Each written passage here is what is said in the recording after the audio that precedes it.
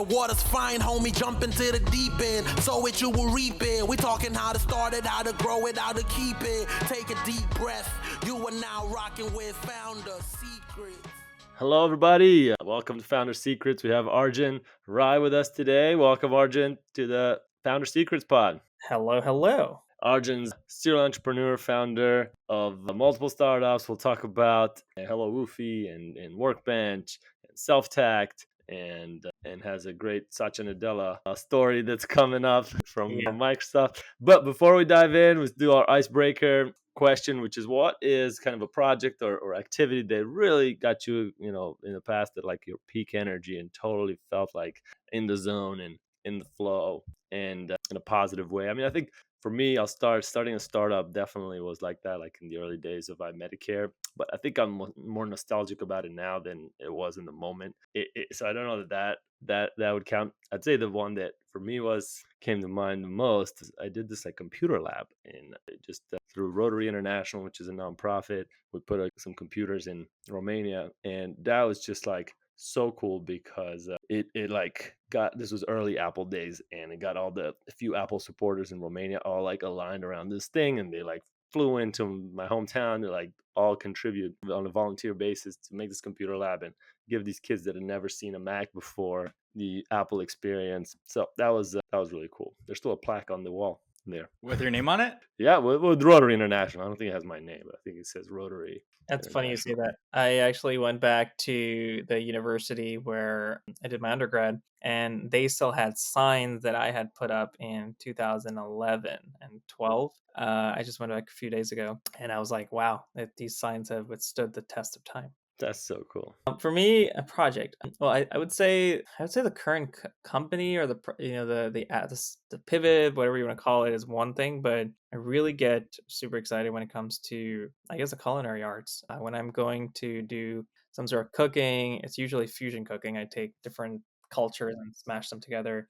I'll use rosemary with garam masala, which if you talk to anyone traditional and from India is like, what are you doing? That's Mediterranean. You don't combine it with garam masala. But if you go on my Instagram, the recipes on all the fusion cooking I do, and so you always get excited, and then at the end of it, presentation is really important. So I'll make it look like a really high-end dish that's being offered to someone. So I'll have like a big plate and a little bit of food on the top and decorate it around. And my girlfriend is very similar. She loves presentation as well. So I would say culinary arts is something that I get excited about, and I'm all about, like, from the beginning of the cooking session to the end, I'm like all in. This is a project that I have to make it work. I'm like a startup.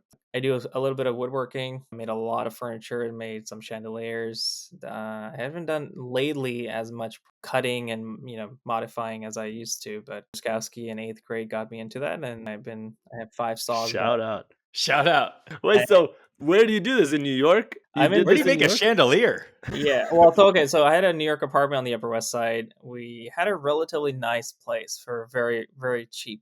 Let's just say the rent was very affordable. And I turned the dining room table into my workshop. And then I would have a Roomba running around, sucking up all the sawdust, and I would make all the things there. So if you scroll down further in my Instagram feed, you'll see the apartment and all the woodworking stuff I did there. Got rid of the apartment. I have a place now in San Francisco in the Presidio National Park, and similar vibe, but I don't have my saws there. I actually have the saws at my dad's home now, in the family home in Princeton. So I'm in Princeton right now.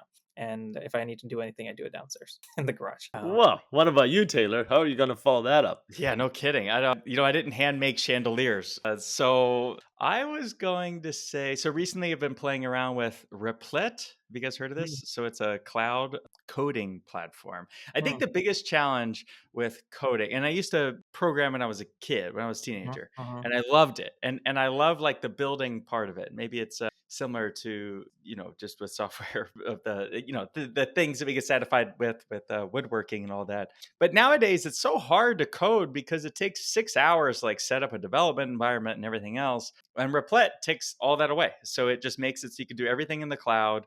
You have your Python and everything set up in there, and it actually runs the code up there. So you don't have to install anything on your computer. So you could just like click a couple buttons and then boom, you have like a project live. And then what's cool is that it's integrated with ChatGPT. And Mhm. ChatGPT is shockingly good at writing code. So you could say, Mhm. hey, build me this screen. So what I did is we send a lot of cold email here at Newsletter, and I use all these different tools, and I've built tons of spreadsheet, and I use these to manage our email infrastructure. And recently I've been thinking, what if I move it from a spreadsheet into like a Python project? So I upload the spreadsheet into ChatGPT and I say, hey, help me convert this spreadsheet, all the formulas, everything that's in it, into Python code.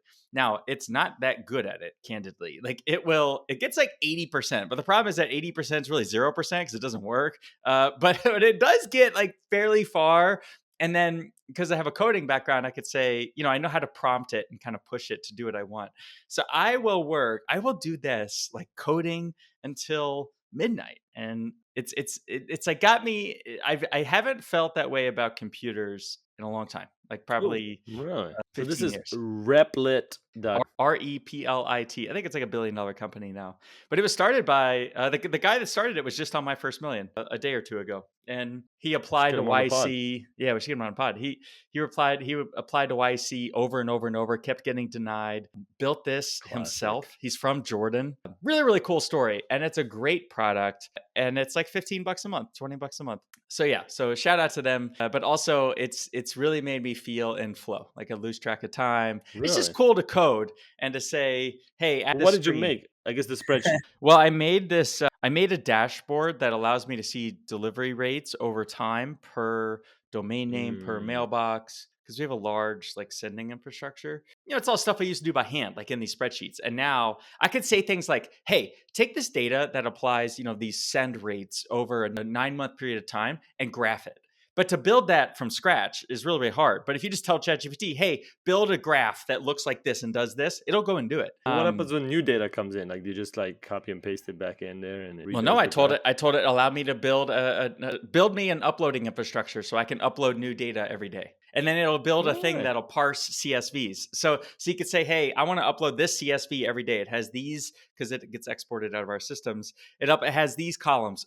Parse this every single day and allow for these exceptions and only look for this types of data. It's quite good. It's like shockingly good. So shout out to ChatGPT's coding. It's probably better coding than answering questions. They actually did a study. So I just did a product school certification, and they talked about how in a classroom where there were, let's just say, average coders, right? In a classroom had average coders, and a classroom had really, really good coders. And they were given the same test. They were given the same, everything to do. They actually split, I think, the class. They had a control group as well, and they basically found out at the end of the study people who use ChatGPT, not only did they, who really were doing coding really badly, like really badly, they actually saw a double digit improvement in their work. And the people who were really good at coding, they saw a single digit improvement in code. But the point was, just the introduction versus the control group, the introduction of ChatGPT actually uplifted the entire workforce, if you will, in their output. Better quality, faster outputs, more efficiency. And it just goes to show it actually the AI is actually helping the bottom 20, 30% more so than the top 5 or 10%, which means we got more engineers now. We can build more stuff and be more efficient. Well, and also like better understand because it'll do a good job of translating, right? So we don't have Explain. translations built into our app, but because we collect all this data about companies, we sometimes collect foreign language data, right? So what are Mm. your competitors posting on LinkedIn? It happened to be in French.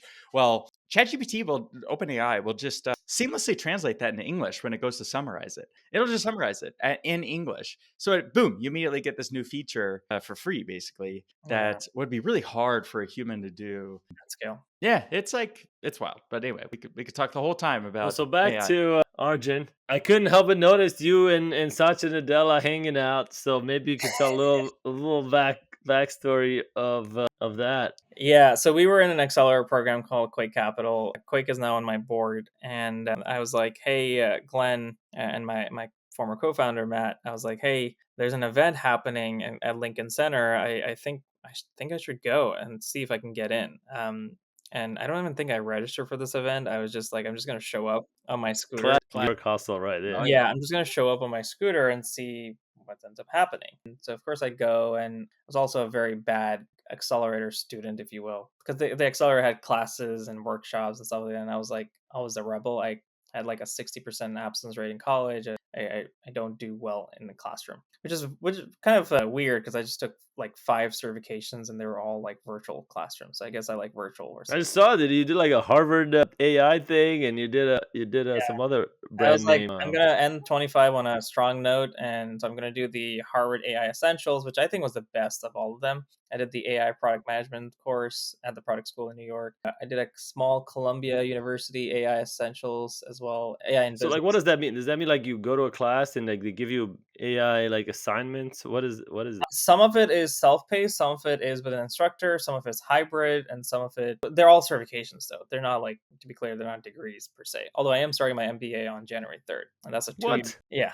Just you like you just said you like hate school and going to class, and you're just like Not at adding all. more classes. Yeah. Anyway, what was the original question, Satya Nadella? So I came back, and so I was like, okay, I gotta go. So I drove from, I think it was 85 Broad Street actually. Yeah, 85 Broad Street was where our accelerator program was. So I drove from there to Lincoln Center, and I was like, hey, and by the way, I should have been a T-shirt. You can see it in the photograph. I was like, hey, I think my registration might be missing, or I had some notification, whatever. I basically figured out a way, which I'm not going to talk about here, how to get past security and the registration desk. So I slipped in, and I started talking.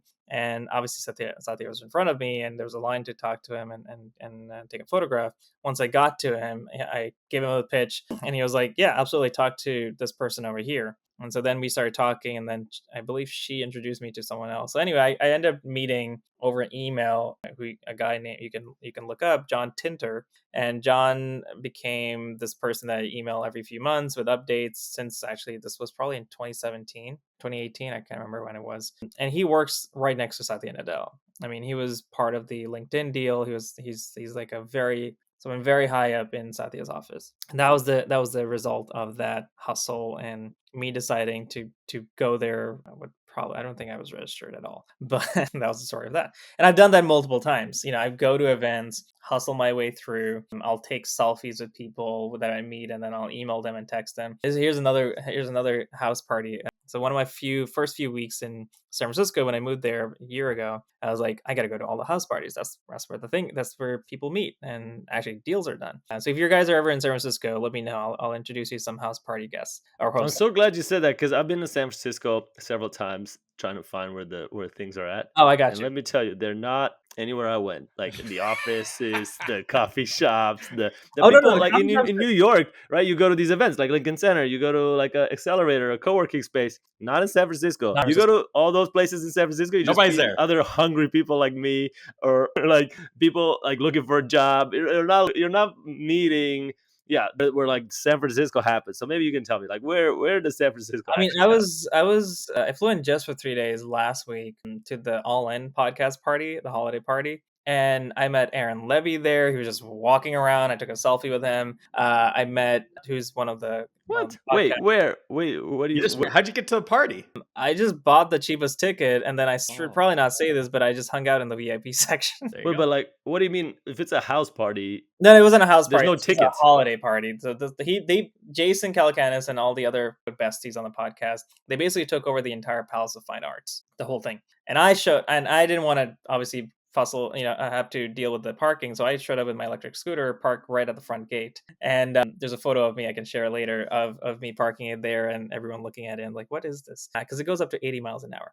Separate topic, another time. It goes up Sure. to 80. Whoa. Hope you wear a helmet, man. And I wouldn't drive in more than half of that, and it's a 2x2, both wheels are powered, they go off-road. Anyway, we'll talk about electric scooters another time, because I can nerd out about that all day, and ATVs. So I went in, and I was just like running around, and here's one of my tactics. I don't even remember the original question anymore, but the original tactic was my friend and I, we would get in the line for the drinks, and we would talk to the 2 people in front of us and the 2 people behind us, and we weren't even standing like right behind each other. We were standing like this, so we were actually capturing people who are coming by. We were gonna easily let them go by. They might bump into us, we might bump into them, start another conversation. So let's just pretend this is like the line, right? So the line starts here, the drinks are here. As we're getting closer and closer, we're talking to, at least at that point, like 10 people. We'd then be like, oh, you know what? We're good. We're not going to drink tonight. And we'd actually do a lap and get to the back of the line. And there are two lines. We'd actually crisscross them, and we'll go like get in this line and then get in that line. And we kept doing this all night. And it got to a point where he was like, this is the best tactic ever, my friend. Because we literally met a bunch of angels that are most likely going to write checks to us now. And it was just going in circles. And then, so what was the original question? Wow, that's incredible. That's Okay, a so great how about hack. the house parties? How do you get to the yeah. house parties? You just had to know people. And so once you show up to one event, you get invited to the other event, you get invited to the other event. So I have like on LinkedIn and on Instagram, actually. And some of it's on Luma as well. You just naturally get invited. Oh, here's another story. So I was in another house party in Hillsborough, and I ended up bumping into Sergey Brin, and he was with another girl, and I was like, Jimmy's the host of the house party. Everyone knows him as the Spice King. And I was like, Jimmy, did you know like Sergey is here? He was like, yeah, he's right behind me. And so I turn around, and lo and behold, Sergey is right there. And I'm like, this very successful billionaire is like open to meeting people, saying hello, fist bumping and stuff like that. And No security or anything? This blows my mind. Wealthiest person in the world. And he then showed up at the holiday party too, along with Aaron Levy. And that's what I'm saying is like, unlike New York, so I've been in New York for 14 years. This would have been 15th year if I stayed, because I'm bi-coastal now. The Valley really wants people who want to help each other and then pay it forward. Aaron Levy wasn't in like a fancy suit. He was just in a black blazer with a t-shirt maybe underneath. Shamad was probably a little bit more classy. Jason Calacanis, he actually talked to my roommate out there. He said, I'll give you 3 minutes, but he talked for 30 minutes on the street just randomly because he was like, I need to talk to you. I need to pitch you my company. And that's what you don't see in other cities. In fact, other countries where people are like, I just want to help. That's why I like Silicon Valley. Wow, that's a great pitch for Silicon Valley. That might be the best pitch I've ever heard for Silicon Valley. And by the way, don't listen to the media. It's totally fake. I'm totally excited for the new administration coming in and stuff like that, because they finally will get actual government run by entrepreneurs. Because if you think about how our country was formed, we're, some of us are immigrants, but it was founded by a bunch of 20-year-olds that didn't know anything other than they had a vision and a dream and maybe a deck on a parchment paper. Old school deck. Old school deck. And we need to get back to that. I'm very happy with the way things are going, and the new administration coming in. And Silicon Valley, San Francisco is back. If you're in the Marina, if you're in Russian Hill, if you're in Presidio Heights, you're in anywhere outside the Tenderloin, you know that deals are happening and checks are being written and people are taking coffee. Wow. Oh, this is I'm ready to awesome. go next week. Let's go. I'm I'll going do it on on Saturday. I'll be there on the 26th. Let's do a holiday party. Let's do it. Flavia is actually going to be out here. I'm mostly bi-coastal. I'm mostly West Coast now. Where are you based? Southern California. So Orange County. Okay, got it. I will say over, Southern California, you got to come to San Francisco. That's where things are happening. Yeah. Between SF and Cupertino, I guess. In the house parties, just to be clear. Go to the house parties. Go to the house parties. Be fun. So your first startup was a Workbench, is that right? Workbench.io? It was actually one of my other startups. It wasn't my first startup, but Workbench was very much ahead of its time. We were basically building a virtual limitless canvas, if you will, like a napkin, where you could basically drag people onto it, files onto it, and projects onto it, and then use your hands to visually combine them into a project. We were very much ahead of our time. And so the idea was that we knew that touchscreens and iPads and touch projectors would get smaller and cheaper and scalable.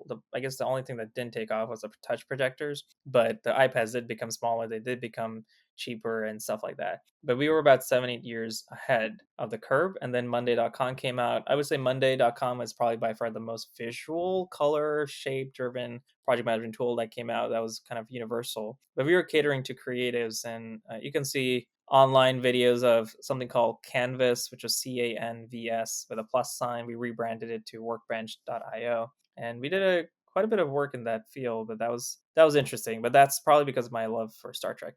I love bringing the future into the now. Then I started HelloWoofy, which is So what happened to Workbench? I guess did you raise some money for it? We ended up shutting it down. We we probably raised from the wrong investors. We probably had our really bad go to market strategy. It How was a did you know when it was time? Because this is something I struggle, and I think a lot of people struggle with. It's like when do you yeah, know it's time? And it's so hard to like say goodbye to your baby. Like yeah. how do you It know? became evident that it had to be shut down because the team was wrong, the cap table was wrong, the go to market strategy was wrong, and there was no way to continue on the amount of capital left in the bank. And so we gave back some of it, and we used the remaining to do the closing and shutting things down. And then I started the next thing. So then you started Hello Woofy. Then we started HelloWoofy, and that was actually an interesting story as well. We originally had brought on, so my co-founder and I, so I started the company, and then a month later I asked Matt to join. And we originally had raised 50K from 1517 to, based on our prototype, it was actually a mobile app at first. So 1517 is a VC fund. yeah, it's a VC fund. Peter Thiel is one of their biggest LPs. They used to run the Thiel Fellowship, which is how I know Michael, because he reached out to me to join the Thiel Fellowship. I was just young enough. You had to be under 20. I was 20 when he called, and I was 19 when he emailed me. So Good. But Plus, he's you're about to faster. get your plus you're about to go get your MBA. It's like it's the anti there you go. start. Yeah, there you go. Well, who knows? Maybe I'll drop out, and I can say I'm a dropout. So that's a big deal in the Valley. If you want to be cool in the house parties, wear a shirt that says dropout.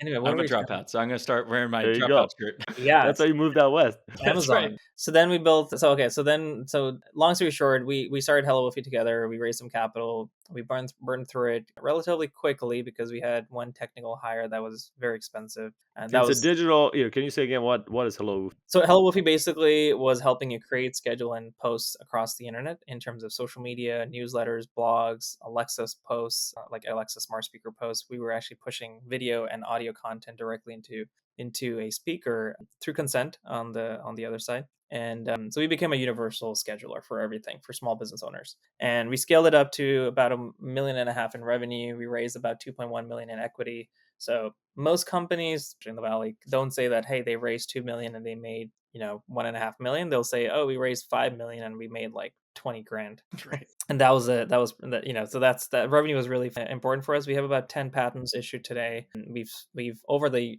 history of the company, we've served about 15,000, 12,000 users, mostly small business owners. And so very proud of how that turned out. And I turned it around on a $120,000 credit card. I maxed out all my credit cards because we had to let go of my co-founder. We had to let go of the technical team. We had $5,000 left. And I was like, I'm going to rack up 120,000 to turn the whole thing around and rebuild the whole thing from scratch. And then just a few weeks before we launched, my mom ended up passing away. We were asked to be on a TV show, which we won, called Meet the Drapers, season 3. We got all the way to the finals, and we ended up getting a check from Tim Draper himself, the billionaire, the successful billionaire. And the rest is history. We did pretty well. Whoa, dude, what a story. So first of all, sorry to hear about your mom. That's incredible, navigating all that in those circumstances. So Hello Woofy, is it still around now? Yeah, it's still around. We are pivoting to the CRM, the selfie app, which we're going to talk about. And the reason why we're doing that is because it's a bigger market. Our customers like it a lot more. And I think next year, that alone projected, we may hit 1 million in revenue in a year because it's such a bigger product and an easier product to sell and has a bigger need. And it's a unique product as well. But the marketing tool will continue on. We might, find a strategic partner and stuff like that, or we might continue having 2 products. We'll have a suite of small business products. Dude, how do you get this energy? Seems like you have a lot of energy to go to the next thing, to get through challenges, to find the next, house party, to get Both. the Lincoln Center event. Like, where do you get that fuel? Well, I would imagine the two of the stories I just told you about had a lot to do with electric scooters. So go get an electric scooter and actually follow the signs, follow the rules. That gives me energy. Actually, that is actually true. Whenever I'm feeling low, and I just have to drive on my scooter and I feel great. I drive around the Presidio, drive around the marina, and I just get my energy back. Or I do something like crafty. But From the scooter, like just like is it the sense of danger, or is it like the I don't speed? 80 miles an know. hour? I just the speed of it, the thrill of it, the independence of it. You can go anywhere. You can go off road. Like it's just. I guess everyone has their own venting. Wow. So that gives you energy to do other things, though, right? So it sounds like it's not that all your energy is focused into scooters, right? You No, no, take no. the energy from the scooter experience, and then, I mean, you seem very, very passionate about the startup, like the process, right? The actual day to day and the grind, which I'd say a lot of people are, right? Like, you want to get into startup so you can get over the grind. It seems like you, in some ways, are embracing the Right. you know. Well, you got to burn your boats, right? You gotta burn your boats and go all in. Is what I say. So how'd the new business come about? SelfTact. So SelfTact was basically when we were going to in-person events and pitching, HelloWoofy, we're pitching the marketing tool. I was taking a lot of selfies, and I was like, "Hey Taylor, great conversation. Love that you're going to invite me on your podcast. Let's take a selfie." So you remember we met at the Social Media Marketing World event in San Diego, and I'll just give me your number and I'll WhatsApp it to you or text it to you. But then what happened was there was no follow up, right? I was like, "Hey, quick nudge, send me the link to sign up." Or, "Hey, quick nudge, can you introduce me to Flavio, your co-host?" Hey, quick nudge, whatever. There's just no drip sequence. There's no automation. It's not meant to be a CRM or Mhm. an email marketing tool. It was just a text message with a selfie. And the other problem was I would get a bunch of business cards, and they would get crumpled. Sometimes I would write on the back of it saying, "Hey, met at San Diego, talked about this, follow up for this." And A, there's not enough space. B, if it's high gloss, everything gets smudged. And C, I don't know where I got the card from. Did I get it from San Diego or on my way to LA or on my way to San Francisco or New York? Where did all these cards come from? So I'd actually put them in different Ziploc bags by the city that I would travel to because I was traveling nonstop. And I was like, okay, I got to do the New York trip on my way to the San Francisco trip. And then I got to do the San Francisco trip on my way to the Austin trip, whatever. And then follow up. Or I'd put rubber bands around them. So long story short, it was a disaster in terms of actually, and then some of them would get lost. They told my team, hey, can we build a simple photo album app where you and I will take a selfie with, Flavio and I will take a selfie, and I'll be like, hey, smile. And it'll, text him, it'll email him, it'll show me where we met on Google Maps. And then 5 days later, it will nudge me to follow up with a pre-made templated, not even AI, just templated text and saying, hey, nice to meet you, and location. We talked about topic, and it'll just nudge you. So we started using it, and then people are like, the marketing thing is cool, but we need this. I'm going to 24 events. I'm going to 15, summits. I need this because I'm doing this manually. Turned out a lot of people were doing this manually in their notes or Evernote. So then we spent a few more weeks building it for the App Store and the Play Store, and then we put it there, and it just took off. And so we were like 6 months ago, the board and I decided, okay, this is an actual CRM for the personal attendee or the networker. We got to make this actually a big thing. So now it actually has facial recognition. So if you're a member and you consent and you get recognized, it'll ask you, "Hey, Flavio, we noticed that you were in a selfie. Do you consent to having this person have your selfie, have your information?" And if you say yes, you would get the selfie, a copy of it that was taken on another person's phone, and you'd send them your information. You'll get their information, and that's it. An introduction would have been facilitated automatically. And by the way, Flavio and I did this at the Soho House with Johnny actually a few weeks ago. He recognized Johnny, and I actually recognized you, as I think you downloaded the app as well. And then I was able to do an introduction. I wrote some notes on Flavio, and I can actually also do the introduction between people. So if I have notes on Taylor, if I have notes on Flavio, he'll write the email for me as an introduction using the notes and slap the selfies together. And so now it's becoming a bigger thing, and so we're raising capital, and I think it's going to blow up in a really, really good way next year. So is it email or text? It's all email? It's both. So here's the selfie that Flavio and I took, and then I'm gonna send him actually a text right now from the platform. Let me find him real quick, Flavio. There you go. So and what I noticed was we actually did, when we connected, I didn't send you the intro text. So here's the intro text. I sent it to you, and then the same thing can also happen in email. And then if I want to introduce you, let's say I want to introduce Flavio to, let's say, one of my board members. His name is Lane. What'll happen is it'll ask me, hey, are these the two people that you want to introduce, Lane and Flavio? Do you want to do it through email or do you want to do it through text? And I can be like, hey, let's do it through email. So we're going to do it now through email. There we go. It's going to write the email for me, and boom, there is his information, a quick summary. And of course I can modify this if I wanted to. And then there's the selfie between him and with me and Lane. And now the thing here is that it might seem very simple, but Flavio doesn't trust Lane, and Lane doesn't trust Flavio. They trust me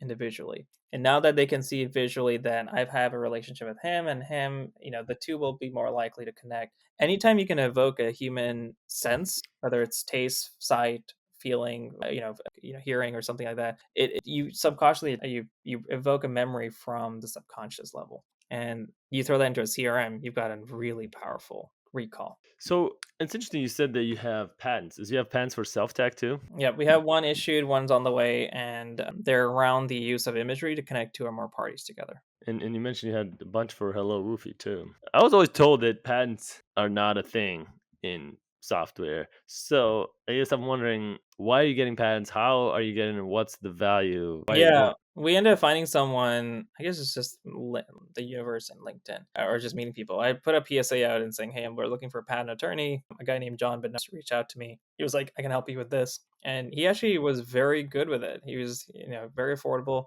8 to 10K per patent. He did some of our trademark work as well, and he was very, very efficient. He was very startup friendly. And so we did it mostly because we were working on some very cutting edge technology. Three of our patents are in generative AI from 2019, 20, and 21.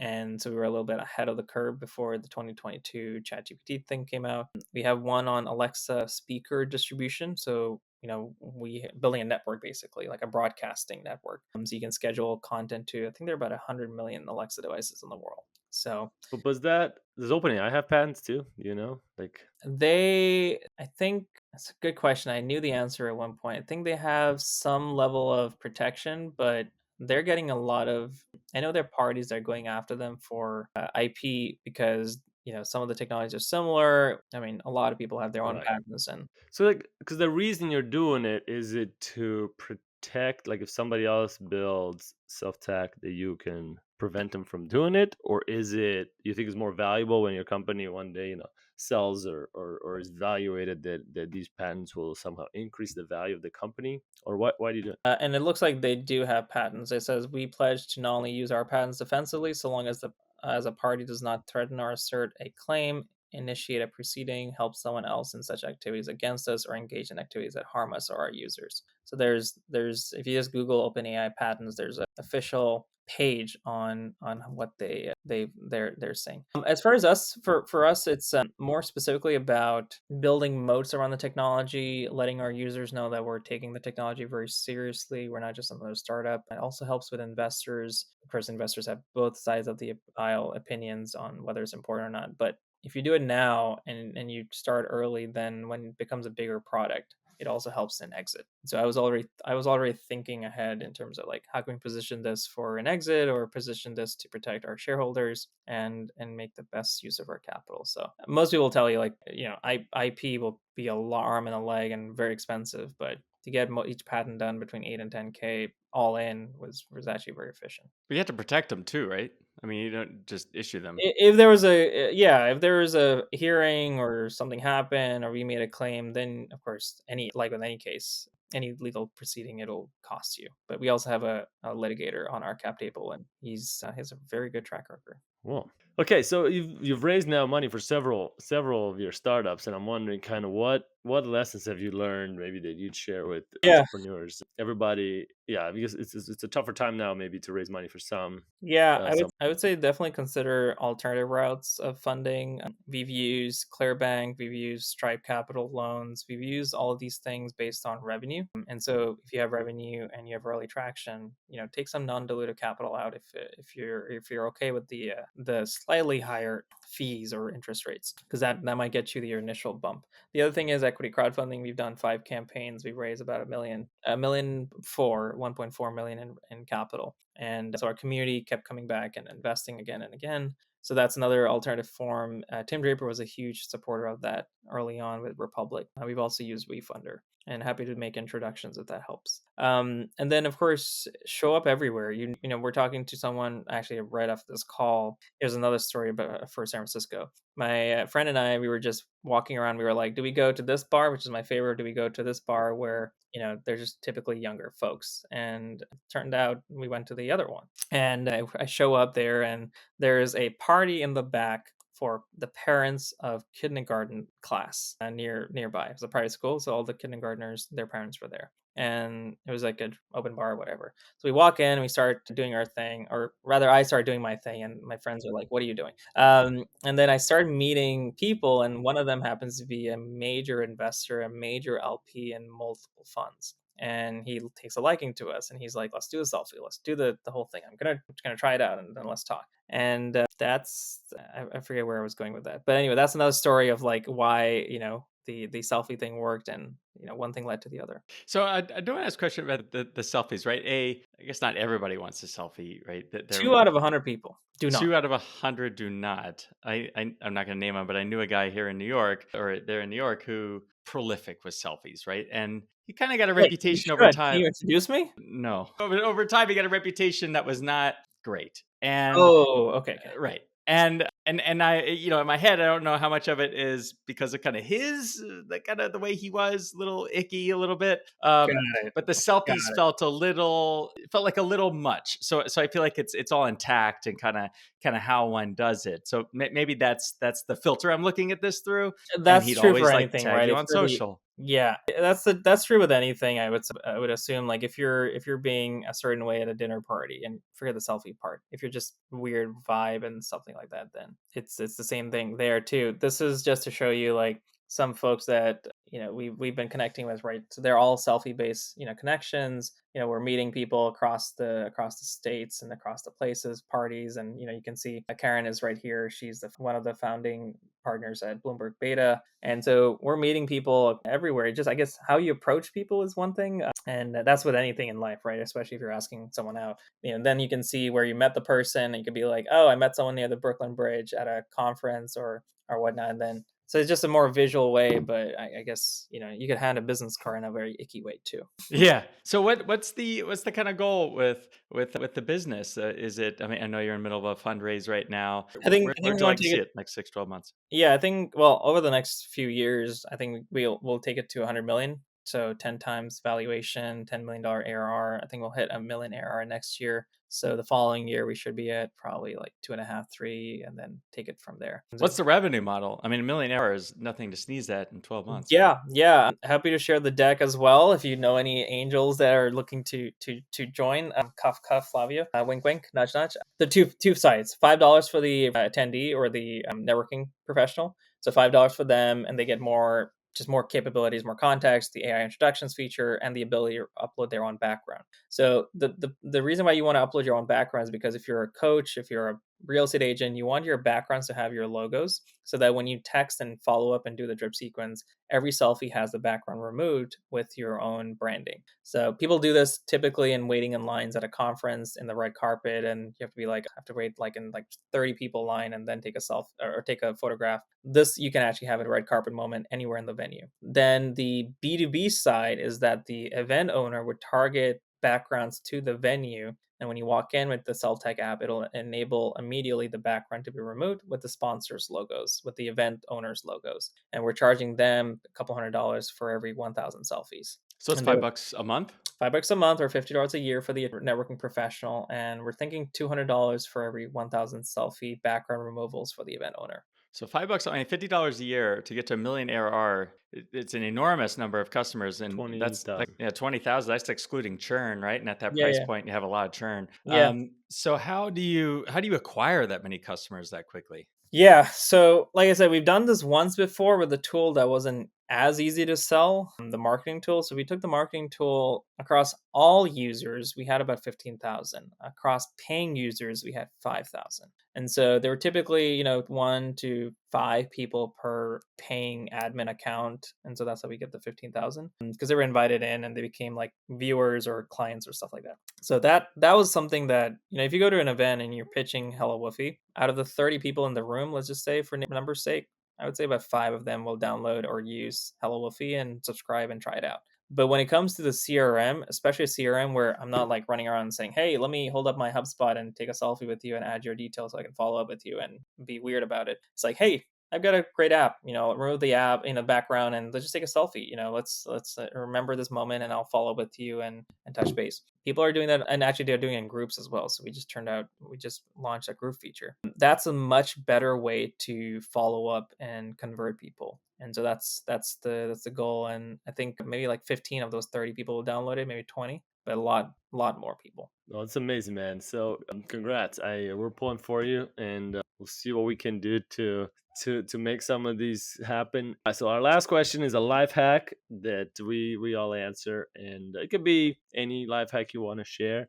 I got I it. I'm prompted. ready to go. Yeah, go ahead. You start. It's always having a center of conversation. So for me, I'm always wearing my hat. I'm always wearing the shirt, and even on the back of it, it says "Smart Selfies for Networking." So if you're standing behind me in the TSA line, you have nothing but me to look at. And then of course you have the stickers on you. You have the cards with you as well. So you drop these on the seats when you're not supposed to. And these are from Vistaprint, by the way. I think they're like a penny each. Just always have a center of conversation. And then people ask you, what are you doing? Especially in first class, when I get upgraded for free from the back of the plane to the front of the plane, you're just standing there, you're waiting to get out of the plane, and you're just kind of spinning around, like make sure the people behind you see, people in front of you see. And majority of the time you're sitting next to an investor or someone who's high network, and you're able to start a conversation. And there are actually a lot of times where I literally take a selfie on the airplane. We don't have an airplane mode. It doesn't know when you're at 30,000 feet Wi-Fi or 10 feet, but there definitely you can see across the country, like you can see pins in the Midwest. I'm like, we're flying over and taking a selfie. That's so cool. One of the things I like to do, I mean, conferences are just, I think, really, really great. Like you're saying, it sounds like that's like part of your model. And the thing about conferences is, like you're saying, everybody's like to brand their stuff. They've paid a lot of money to, for instance, the lanyards on the name badge, and even on the name badge itself, they'll have your name in like literally small letters, but then somebody else's logo in like a huge letter. Thing we always did is replace the name tags. So like we literally will bring our own lanyards with our own logo on the lanyard, and our own logo and the name really big, so they can see like my name, because that's like the important thing. Like when you meet That's somebody, awesome. not some other company's logo, and you like tie it a little higher up. You know how name badges are like really low? They're like in your belly, so people have to like stare you in Yeah, crotch. it's awkward. That doesn't make any sense. So like we like literally tied so like the name tag's like really high up, so people can very easily see Wanted. your name. Exactly. I'm gonna have to try that. I'm gonna have to do that now. It's a great idea. That's a good hack. Mine is, email. I think that it's gotten harder over the last several years, but it's still, it's still Free. it's not Still free, free. but Well, to send an email is free, no? yeah, well, Wait, maybe you what's send that? one email, yes, but to send Mail it, not. But yeah, it's gotten harder, and people think that AI has made it so that it's not as good. But if anything, I think AI has made everybody sound the same. Like AI has made it so people just type stuff in a ChatGPT, and then ChatGPT writes it, and people are good at pattern recognition, right? So they see they're like, oh, I've seen this email 1,000 times, and they ignore it. So I think the real human-made cold emails or selfie pictures as part of the email are here to stay, more important than ever. Those real relationships, and people read their emails, right? And so to me, it's cold email, writing a good short email, knowing the customer, like knowing what they want, that sort of thing. So that's definitely my go-to. Interesting. Awesome. Well, thanks, Arjun, so much for coming on the pod. Really great time chatting today, man. No, absolutely. And if there's anything I can do for your community, just email me, Arjun, ARJUN, @selftact.com. It's SELFTACT.com. And happy to make introductions or connect on LinkedIn and talk more about smart selfies for networking. There we go. Awesome. Thanks, man. Thank you for rocking with the homies. Taylor, Trusty, and Flavio. Seize the day, own it. Until next time, hold it down, hold it down. Hey.